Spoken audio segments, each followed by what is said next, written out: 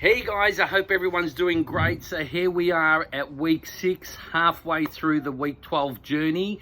And what I want to do, like I've done with other videos, I want to cover the 3 pillars to success: the training, the nutrition, and the mindset. And also wanted to address a few other things that people have asked me to address as well. So again, I'll try to keep it under 10 minutes. So here we go. First one, nutrition. Nutrition's been spot on with me. And what I wanted to do in this video is I wanted to cover 3 different things that I do, my kind of non-negotiable of the 3 top things I take when it comes to nutrition. And the first one is the apple cider vinegar. Now, I take this in the morning. Now, apple cider vinegar is just fermented apple juice. And what they do is they add bacteria and yeast to it. Now, when using an apple cider vinegar, make sure you choose an organic vinegar as well. And the great thing with this is this has got purified water and 5% diluted with acidity. What it actually does is it helps control your blood sugar, helps control weight, and actually improves cholesterol as well. So apple cider vinegar in the morning, even just because it sets your stomach up as well. And I have a cap full with about 250-300 mils of water, and I might have it during the day as well, and you really notice it as well. So really good product. When using an apple cider vinegar, make sure you use an organic apple cider vinegar as well. And if you don't like the taste of obviously the liquid, go for tablets, but I find that the liquid really gets in, and it's a cloudy down the bottom, so make sure you shake it well before you drink it. So again, just a cup full does the trick.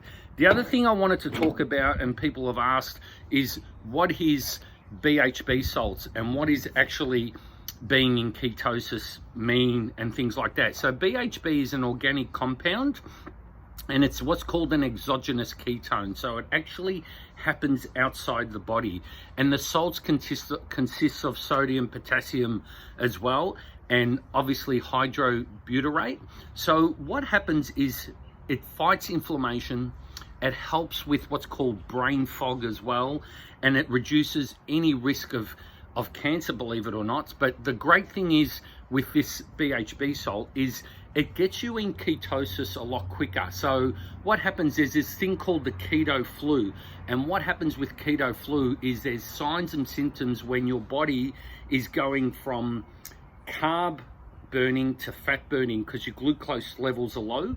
So with keto flu, you get signs of dizziness, brain fog, and a few other things as well, fatigue and that kind of stuff. So this bypasses the keto flu, and what this does is this gets your body into a state of ketosis a lot quicker.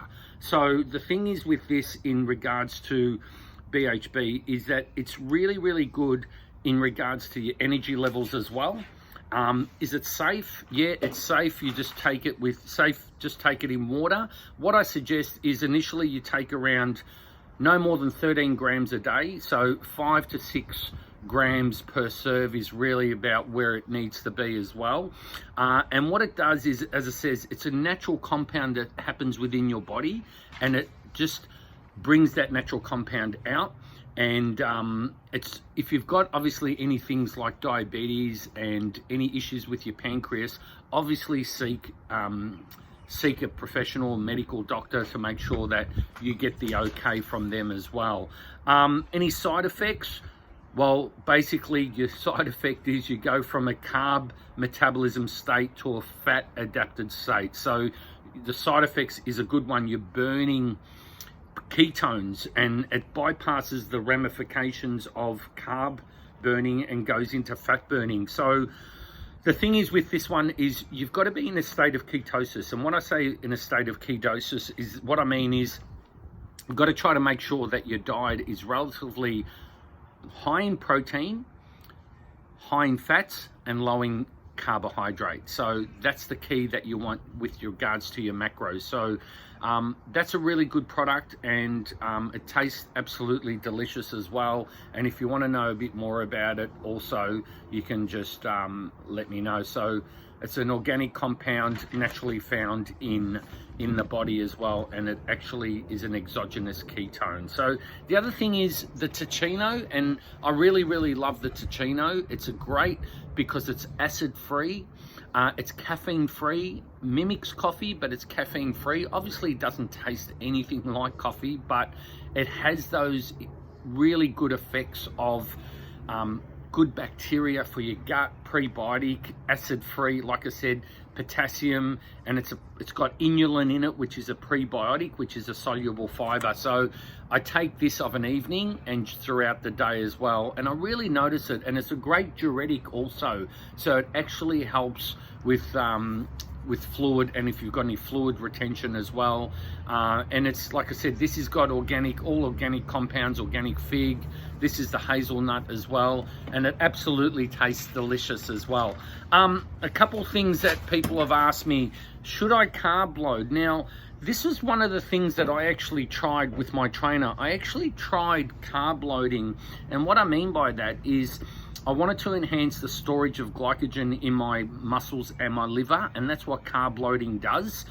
Now, I believe it's not necessary to carb load. Now, it depends on your body type when we talk about your ectomorph, endomorph, and mesomorph. So if you're very thin, think marathon runner. And if you're very lean, think very low body fat levels. Carb loading could be a really good thing to do.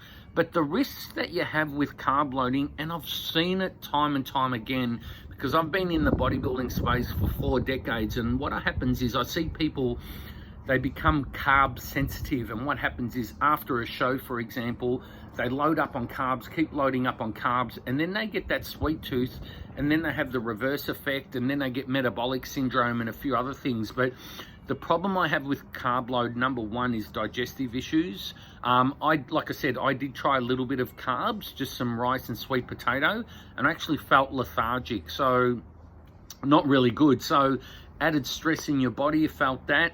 My blood sugar spiked up, which wasn't good as well, and water retention. So my train of thought here is, if you're thinking of carb loading, don't. Just have yourself a nice cheat meal. And when I talk about cheat meal, don't have a pizza or a chocolate cake or anything that's low density in regards to foods. Have a nice risotto, a seafood marinara with a salad. Don't ditch the bread. If you really want bread, maybe have a sourdough bread or something with a nice grain to it. But for me, I would just have a cheat meal and just move on and just to be done with, so to speak. So a couple of people have asked, Fred, you've got massive legs, how do you train your legs, and what are some of the tips that you can give me when it comes to legs? So we'll move on to training now. Now, number one, don't just show up, especially when it comes to legs. You're not training chest or arms, you've got to give it your all. So you've got to be mentally and physically prepared. And what I mean by that is, ditch your phone at the gym, put it aside, give yourself a really good warm-up. Do things like bear crawls or, frog squats or body weight lunges. So really get into that mode of switching it on, both mentally and physically. So imagine yourself squatting when you're warming up, and just picture that kind of whole movie in your head like Steven Spielberg, and blow it up and think about what are you going to do today and how you're going to move, and don't forget, you've got to squat. It's not a leg session unless you've squatted. You can do leg press till the cows come home or leg extension, but squats are the calorie crusher and one of the mothers of all exercise. So squatting's really important. Activate your glutes. Things like band work, hip thrusts, those sort of things. You really want to be activating your glutes, because your glutes and your hamstrings are the powerhouse to your whole leg. So when you think of legs, a lot of people just think of the front of their legs. Think of your hamstrings, your calves, all the areas of your quad muscles as well. The other thing I wanted to say is, the deeper the better. So it's not a squat. You can do a half squat or a full squat. Now, I would suggest do a full squat, nice and deep. And the other tip I wanted to give you is, squats should be relatively 12 to 25, even 30 reps. So And I like to do drop sets and giant sets and just keep moving for that 45 minutes to an hour, especially when you do legs. So there's my tips. And one other thing is, I think you got to swing in order to do legs. So when I say swing, kettlebell swing. So that's really, really important to activate your glutes and your hamstrings, gets you in the zone. It's a really great movement because it works the whole muscle. So I'd incorporate kettlebell swings, whether it's at the start or at the finish of your leg routine. So there you go. One other thing I want to just cover is that mindset. Mindset's been really, really great. So each night before I go to bed, I spend about 10-15 minutes just journaling. What are some of my successes for the day? What are some of my challenges? What's on my to-do list, whether it's work or whatever it might be? So I like to put pen to paper now, and I do that a lot. So I've got notes here as well. So putting pen to paper is a really, really good thing, because you've got to work out your why. You've got to work out why is it that you're doing it. What does it mean, and what are you going to achieve? Your what, why, and how. So they're the things that I want you to focus on. There you go. I've kept it around about 10 minutes. So there you go. If you've got any questions you want to know for week 7, message me below on this link. And remember, each and every day, laugh with health. Thanks, and we'll catch you next week.